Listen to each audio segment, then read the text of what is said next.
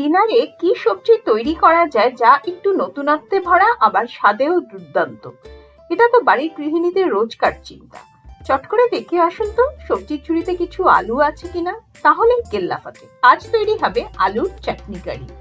তার জন্য এখানে আমি নিয়ে নিয়েছি 1 মুঠ ধনেপাতা, হাফ মুঠ পুদিনা পাতা, 6টা কাঁচা লঙ্কা,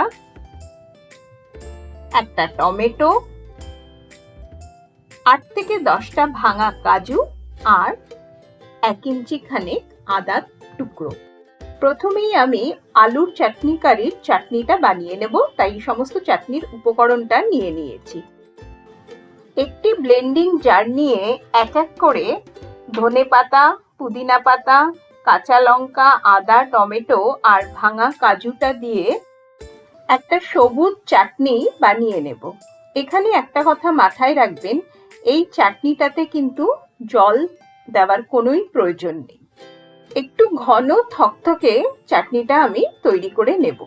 নমস্কার বন্ধুরা, অ্যাপেটাইটের আরেকটি নতুন পর্বে আপনাদের সবাইকে স্বাগত। অনেক ধরনের আলুর রেসিপি কিন্তু আমি আপনাদের সঙ্গে শেয়ার করেছি। আজকের এই রেসিপিটা একদমই ভিন্নধর্মী আর খুব মজার। চাটনিটা আমার বানানো হয়ে যাওয়ার পরে গ্যাসে একটা কড়াই বসিয়ে তাতে প্রথমে দিয়ে দিলাম 3 চামচ সাদা তেল আর দেব 1.5 চামচ ঘি। আপনি এটা শুধু সাদা তেলেও রান্না করতে পারেন, তবে ঘি দিয়ে রান্না করলে স্বাদটা ভীষণই ভালো হবে।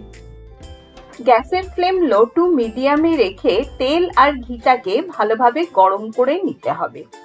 যখন তেল আর ঘিটা ভালোভাবে গরম হয়ে যাবে তখন কড়াইতে দিয়ে দিলাম বেশ কিছুটা কিশমিশ, মানে ছোট বাটির 1 বাটি কিশমিশ। ভালোভাবে কিশমিশটা মিনিট 2 তেলের মধ্যে নাড়াচাড়া করে তুলে রাখলাম। অন্যদিকে প্রায় 600 গ্রাম ছোট আলু আমি সেদ্ধ করে খোসা ছাড়িয়ে রেখেছি।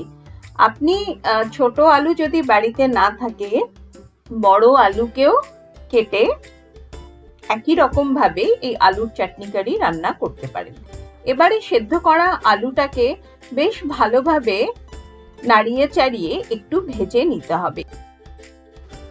মিনিট 3 ভাজার পর আলুর গায়ে যখন হালকা সোনালি রং ধরতে শুরু করেছে তখন আলুগুলোকে কড়াই থেকে তুলে নেব।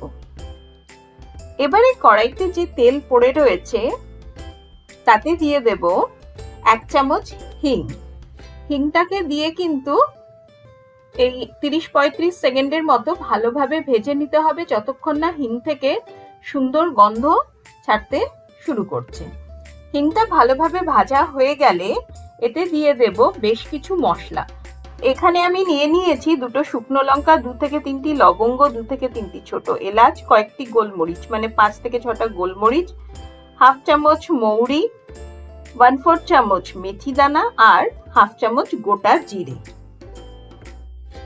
সমস্ত মশলাকে হিঙের মধ্যে দিয়ে দেব। তার মধ্যে একটা শুকনো লঙ্কা আমি ভেঙে দিয়ে দিচ্ছি।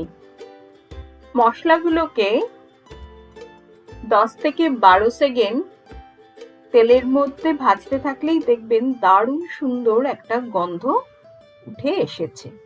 অপরদিকে আমি এখানে নিয়ে নিয়েছি প্রায় 200 গ্রাম টক দই। টক দইটা ভালোভাবে ফেটিয়ে নিয়ে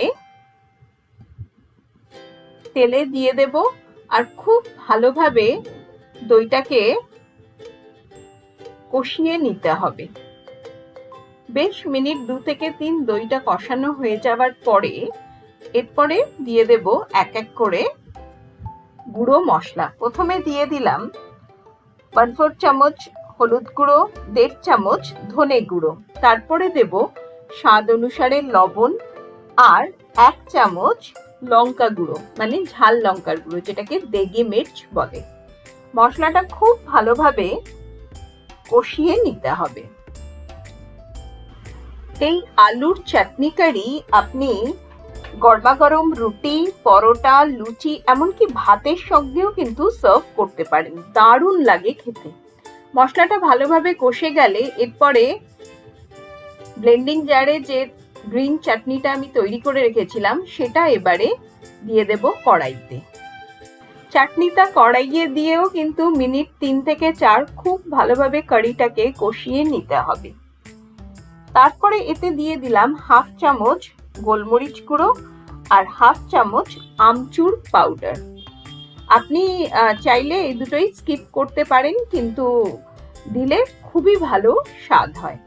গ্রেভির কনসিস্টেন্সি আমি এরকম একটু ঘনই রাখছি, তবে আপনি যদি পাতলা গ্রেভি পছন্দ করেন তাহলে অল্প একটু গরম জল মিশিয়ে দিলেই চলবে। এবারে ভেজে রাখা আলুগুলোকে গ্রেভিতে দিয়ে আরো মিনিট 2 ভালোভাবে ফুটিয়ে নেব, যাতে গ্রেভিটা ভালোভাবে আলুর মধ্যে ঢুকে যায়। কড়াইটা ঢেকে মিনিট 2 থেকে 3 আমি এটাকে একটু ফুটিয়ে নিচ্ছি। আমাদের কিন্তু আলুর চাটনি কারি একদম তৈরি।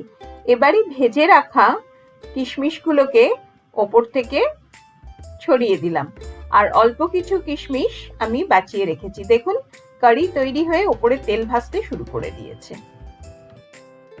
আজকে শেয়ার করা এই একদম নতুন ধরনের আলুর রেসিপি আপনাদের কেমন লাগলো আমাকে কমেন্ট করে অতি অবশ্যই জানাবেন। আমার চ্যানেলে যারা নতুন ভিউয়ার তাদেরকে রিকোয়েস্ট করব আমার চ্যানেলটিকে সাবস্ক্রাইব করে আমার পাশে থাকার, যাতে যখনই আমি নতুনত্ব আর অভিনবত্বে ভরা রেসিপির ভিডিও আপলোড করব আপনাদের কাছে নোটিফিকেশন পৌঁছে যাবে। বাকি ভাজা কিশমিশ দিয়ে আমি গার্নিশ করে নিলাম, আর দিয়ে দিলাম ওপর থেকে কিছুটা দুধের সর। আজকে আমার বাড়িতে ক্রিম অ্যাভেলেবেল নেই, আপনার কাছে যদি ক্রিম থাকে তো আপনি ওপর থেকে একটু ক্রিম ছড়িয়ে দিতে পারেন। আজ তাহলে এ পর্যন্তই। ভালো রাঁধুন, ভালোবেসে রাঁধুন।